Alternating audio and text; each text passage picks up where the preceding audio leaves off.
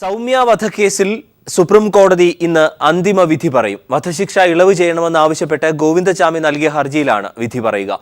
സൗമ്യയെ ഗോവിന്ദചാമി കൊലപ്പെടുത്തിയതിന് വ്യക്തമായ തെളിവുകൾ വേണമെന്ന് സുപ്രീം കോടതി വാദം പൂർത്തിയായ ദിവസം വ്യക്തമാക്കിയിരുന്നു. അതുകൊണ്ട് തന്നെ ഗോവിന്ദചാമിയുടെ വധശിക്ഷ ഇളവ് ചെയ്യുമോ എന്ന വലിയ ആശങ്ക നിലനിൽക്കുന്നുണ്ട്. എറണാകുളം ഷൊർണൂർ പാസഞ്ചർ ട്രെയിനിൽ നിന്ന് പുറത്തേക്ക് തള്ളിയിട്ട് സൗമ്യയെ ക്രൂര പീഡനത്തിനിരയാക്കി കൊലപ്പെടുത്തിയതിന് ഗോവിന്ദചാമിക്ക് വധശിക്ഷയ്ക്ക് പുറമെ ജീവപര്യന്തം തടവും 1 ലക്ഷം രൂപയുമാണ് തൃശൂർ അതിവേഗ കോടതി വിധിച്ചത്. കീഴ്ക്കോടതി വിധി ഹൈക്കോടതിയും ശരിവച്ചു.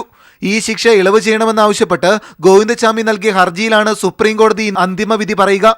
ജസ്റ്റിസ് രഞ്ജൻ ഗൊഗോയ് അധ്യക്ഷനായ 3-അംഗ ബെഞ്ചാണ് വിധി പറയുന്നത്.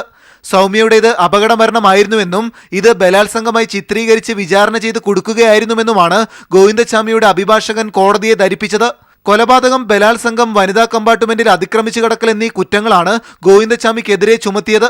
ബലാത്സംഗം അംഗീകരിച്ച കോടതി കൊലപാതകം നടത്തിയതിനുള്ള തെളിവുകളുടെ അപര്യാപ്തതയും കഴിഞ്ഞ ദിവസം ചൂണ്ടിക്കാട്ടിയിരുന്നു.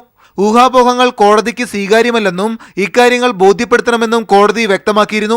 ഈ സാഹചര്യത്തിൽ കൂടിയാണ് സുപ്രീം കോടതി നിർണായക വിധി പറയുന്നത്. സാഹചര്യ തെളിവുകൾ മാത്രമായിരുന്നു പ്രോസിക്യൂഷന്റെ അടിസ്ഥാനം. രാവിലെ 10:30 ജസ്റ്റിസ് രഞ്ജൻ ഗൊഗോയ് അധ്യക്ഷനായ ബെഞ്ച് വിധിന്യായം വായിക്കും. നീതി ലഭിക്കുമെന്ന സൗമ്യയുടെ കുടുംബത്തിന്റെ പ്രതീക്ഷയ്ക്കിടയിലും കോടതി ഉയർത്തിയ ചോദ്യങ്ങൾ ഗോവിന്ദചാമിയുടെ വധശിക്ഷയിൽ ഇളവ് നൽകിയേക്കുമെന്ന ആശങ്ക ഉണർത്തുന്നു. മനുശങ്കരൻ, ന്യൂസ് ബ്യൂറോ, ദില്ലി. മറ്റു വിവരങ്ങൾ കൂടി നൽകാൻ ദില്ലിയിൽ നിന്ന് ഞങ്ങളുടെ പ്രതിനിധി മനുശങ്കരൻ ചേരുന്നു. മനു, ഗോവിന്ദചാമി സൗമ്യയെ കൊന്നതിന് തെളിവ് എവിടെ എന്ന വളരെ ഗൗരവതരമായ ചോദ്യമാണ് യഥാർത്ഥത്തിൽ സുപ്രീം കോടതി ഉന്നയിച്ചത്. അതിനെ സാധൂകരിക്കണം, പ്രോസിക്യൂഷന് മതിയായ തെളിവുകൾ നൽകണം. എന്താണ് നിയമവൃത്തങ്ങൾ നൽകുന്ന സൂചന, നിലവിൽ ലഭ്യമാകുന്ന വിവരങ്ങൾ? കാരണം പ്രതികൂലമായൊരു വിധി ഉണ്ടാകുമോ എന്ന് വലിയ ആശങ്ക നിലനിൽക്കുന്നു പൊതുസമൂഹത്തിൽ.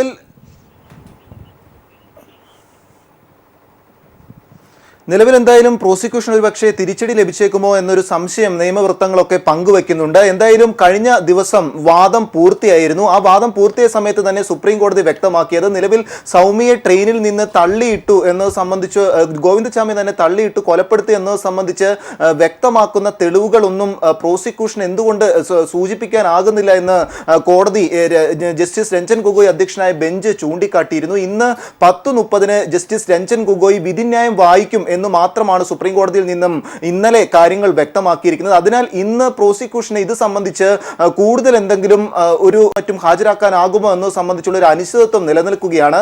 ഇതിന് സാധ്യതയും കുറവാണെന്നാണ് നിയമവിദഗ്ധർ ചൂണ്ടിക്കാട്ടുന്നത്. നിലവിൽ ഈ സൗമ്യയുടെ പോസ്റ്റ്മോർട്ടം സമയത്ത് പോലും സൗമ്യയുടെ ശരീരത്ത് കണ്ടെത്തിയ ഒരു മുറിവാണ് ഈ പ്രോസിക്യൂഷൻ കോടതി മുമ്പാകെ ചൂണ്ടിക്കാട്ടിയിരുന്നത്. എന്നാൽ സുപ്രീം കോടതി ജസ്റ്റിസ് രഞ്ജൻ ഗൊഗോയ് തന്നെ ചൂണ്ടിക്കാട്ടിയതും ഈ മുറിവ് സൗമ്യ സ്വയം ട്രെയിനിൽ നിന്ന് ചാടിയപ്പോൾ ഉണ്ടായതാകാനും സാധ്യതയില്ലേ എന്നൊരു സംശയം പ്രകടിപ്പിച്ചിരുന്നു.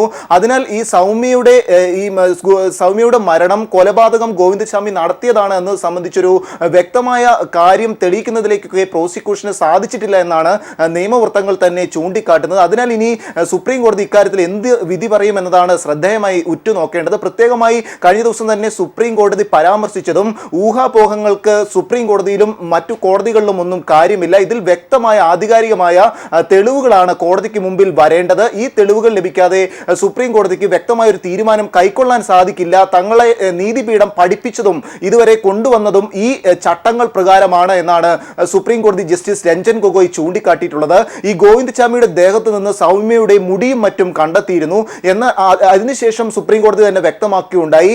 ഈ സൗമ്യയെ ബലാത്സംഗം ചെയ്തു ഗോവിന്ദചാമി എന്നത് സുപ്രീം കോടതിക്ക് വ്യക്തമായിട്ടുണ്ട്. എന്നാൽ സൗമ്യയെ കൊലപാതകം ചെയ്തു എന്നത് സംബന്ധിച്ചുള്ളൊരു സംശയം നിലനിൽക്കുന്നു. ഇത് തെളിയിക്കുന്നതിനുള്ള രേഖകൾ എവിടെ, ഇത് തെളിയിക്കുന്നതിനുള്ള കൂടുതൽ വ്യക്തമായ കാര്യങ്ങൾ എവിടെ എന്ന സംശയമാണ് സുപ്രീം കോടതി പ്രകടിപ്പിച്ചിട്ടുള്ളത്. അതിനാൽ ഇക്കാര്യത്തിൽ ഇന്ന് 10:30 വിധിന്യായം വായിക്കുമെന്ന് മാത്രം ഇന്നലെ സുപ്രീം കോടതിയിൽ നിന്നും ഔദ്യോഗികമായി വിവരം ലഭിക്കുന്നു. അതിനാൽ ഇപ്പോൾ പ്രോസിക്യൂഷൻ ഇനി കൂടുതൽ തെളിവുകളും മറ്റും ഹാജരാക്കാനാകുമോ എന്നത് സംബന്ധിച്ചുള്ള സംശയം തന്നെയാണ് നിലനിൽക്കുന്നത്. എന്തായാലും ഇക്കാര്യത്തിൽ നിലവിലെ തെളിവുകളും സാഹചര്യങ്ങളും അനുസരിച്ച് ഒരുപക്ഷെ ഗോവിന്ദചാമിക്ക് നിലവിൽ തൃശൂർ അതിവേഗ കോടതി വിധിച്ചതുപോലെ വധശിക്ഷയും ജീവപര്യന്തം തടവും 1 ലക്ഷം രൂപ പിഴയുമാണ് വിധിച്ചിരുന്നത്.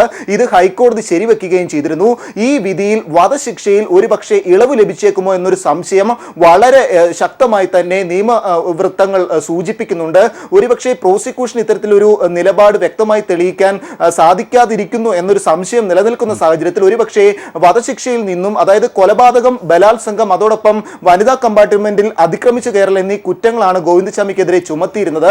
ഇതിൽ ഈ ഇതിൽ കൊലപാതകം എന്ന കുറ്റം തെളിയിക്കുന്നതിലേക്ക് പ്രോസിക്യൂഷന് കൃത്യമായി സാധിക്കാത്തൊരു സാഹചര്യമാണ്.